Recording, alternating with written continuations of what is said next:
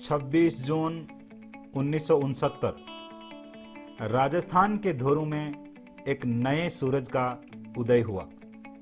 राजस्थान धरती धोरारी, इन्हीं धोरू में बसा है राजस्थान का एक जिला जिसका नाम होता है नागौर।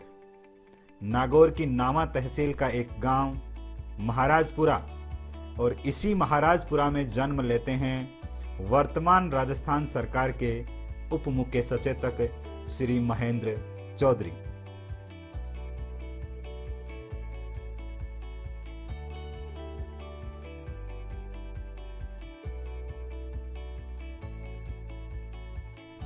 राजस्थान की राजनीति में अगर कोई छक्का लगाने का जुनून और जज्बा रखता है तो वह नाम श्री महेंद्र चौधरी ही होता है।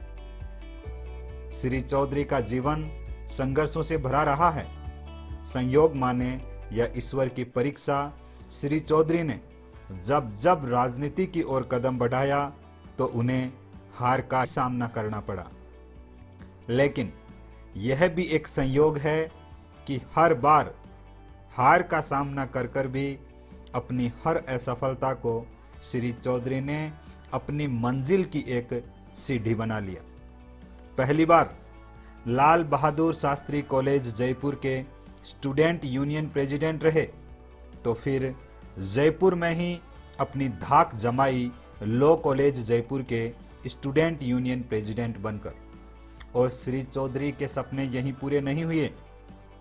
दिन प्रतिदिन उनके मन में बस एक टीस थी कि राजस्थान यूनिवर्सिटी के राजस्थान कॉलेज में जब वो एडमिशन लेने के लिए पहुंचे तो ग्रामीण परिवेश से होने की वजह से उन्हें एडमिशन नहीं मिल पाया, और उस टीस को पूरा करने के लिए राजस्थान यूनिवर्सिटी के स्टूडेंट यूनियन के प्रेसिडेंट बने।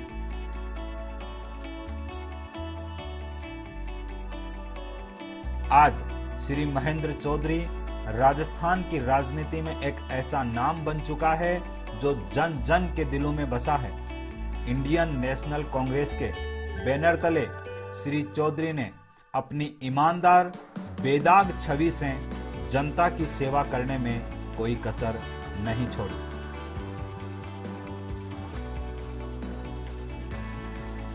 नमस्ते अड़कसर की एक छोटी सी रिपोर्ट आपके लिए। देखो महेंद्र जी एकदम सीधा धरती से जुड़ेड़ा अपने बीच में रह बड़ा नेता है।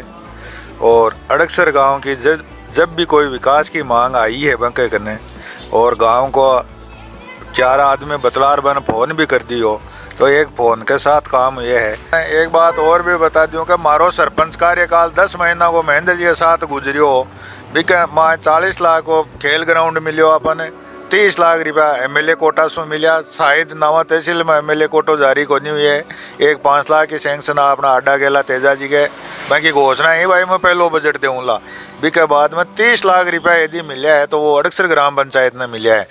15 लाख शमशान के लिए मिला है और 15 लाख रुपया वे प्रधान तो भी टाइम को नहीं हा, लेकिन पंचायत समिति से हमारा कार्यकाल में दिलवाया तो 10 महीना में यदि ग्राम पंचायत अड़कसर ने 1 करोड़ रुपया का मार्फत सैंक्शन हो सके तो इससे बड़ी बात हमारा हिसाब से कोई हो कौन सके।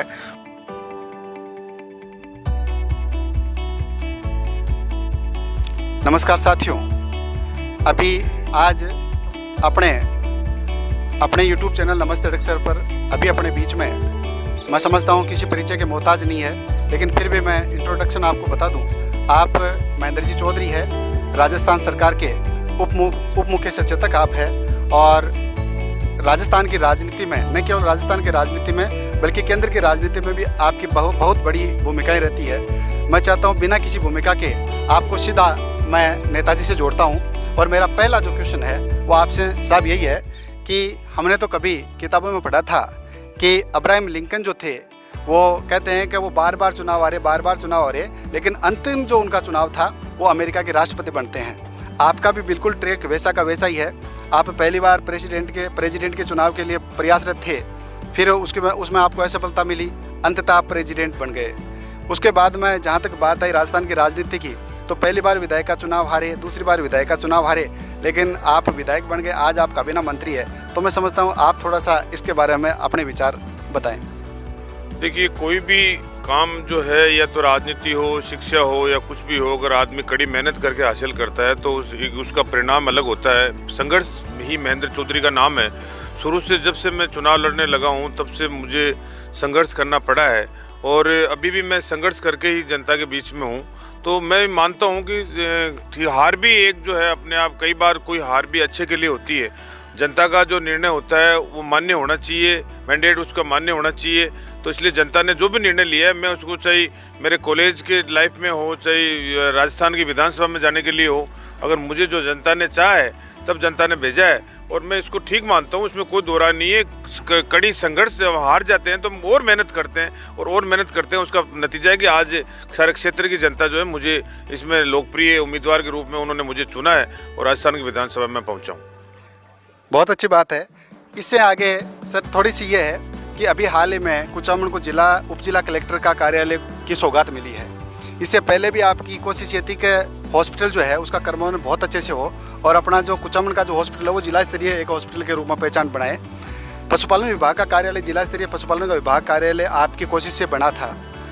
तो मुझे वो पिछले दिन याद आ रहे हैं जब किसी दिन कुचामन जिला बनाओ अभियान की आपने शुरुआत की थी, तो क्या इससे जोड़ा जाना चाहिए?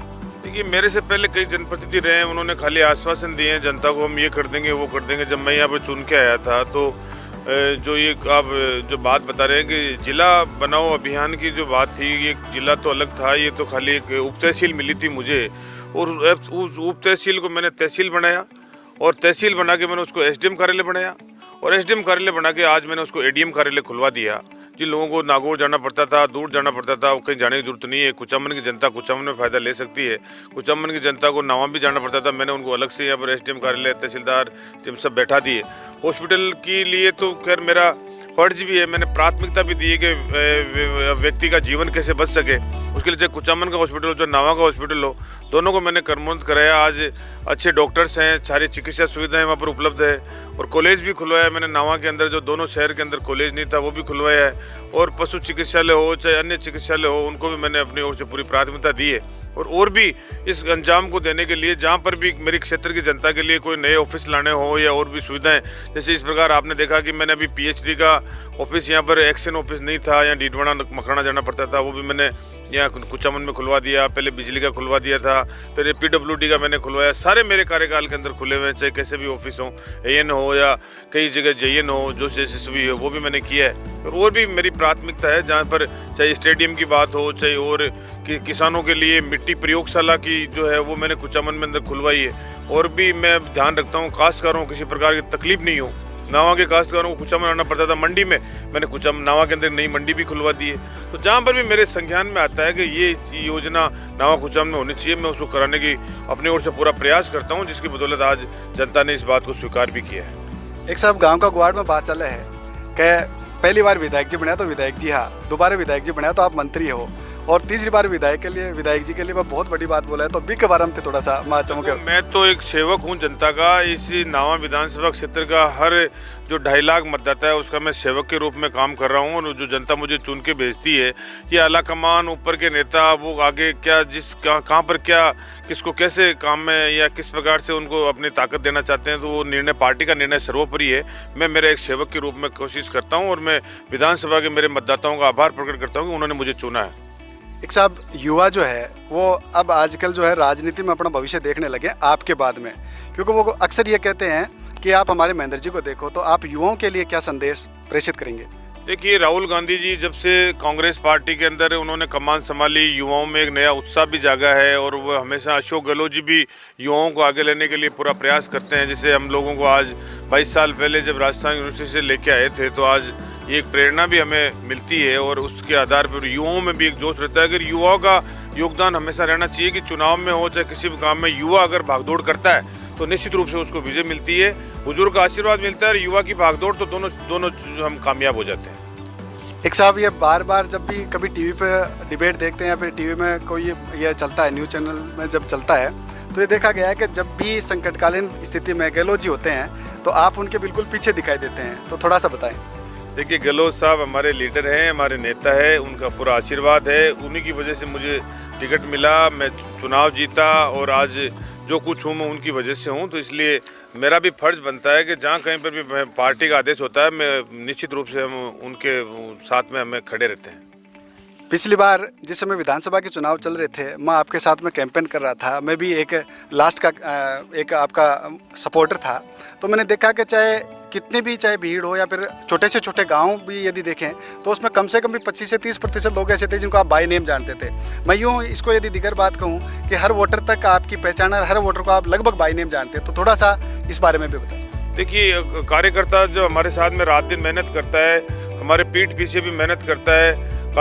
लीडर होता है, लीडर तो चुनाव में आ जाता है, चला जाता है, लेकिन कार्यकर्ता को दूसरी विपक्ष के लोगों से हमेशा मुकाबला करना पड़ता है और उस मुकाबले के लिए वो लड़ता है। हमारा बूथ एजेंट बनता है, फर्जी वोट आता है उसको रोकता है, सामने की से लड़ाई लड़ता है। और अगर अब उसका हम नाम ही नहीं जाने या उनको पहचाने ही नहीं कि हम ये कौन है, तो फिर वो काहे का कार्यकर्ता है या काहे का लीडर है। इसलिए मैं तो मेरी तरफ से मेरा प्रयास करता हूँ कि जितने ज़्यादा कार्यकर्ताओं को मैं बाय नेम बाय फेस पहचान सकता हूँ उतना मैं पहचानने की कोशिश भी करता हूँ। उससे मेरा कार्यकर्ताओं में एक नया उत्साह होता है कि मेरे कहीं कार्यकर्ता दिख गया और मुझको बाय नेम से पकड़ लेते हैं, तो उस कार्यकर्ता को मान सम्मान चाहिए। कार्यकर्ता को और कुछ नहीं चाहिए, लीडर को कुछ हो सकता है चाहिए, लेकिन कार्यकर्ता जो है कार्यकर्ता ही रहता है। और कार्यकर्ता की भावनाओं को महेंद्र चौधरी ने बहुत अच्छी तरह पहचाना है, क्योंकि मैं भी एक कार्यकर्ता से उठा हूँ और कार्यकर्ता का अगर सम्मान मिलता है तो वो कहीं पर भी नुकसान नहीं होता है। वो कार्यकर्ता उसको पूरी ताकत के साथ में अपने क्षेत्र में आगे बढ़ाता है। साहब, मैं सीधा आपको तहसील से अपने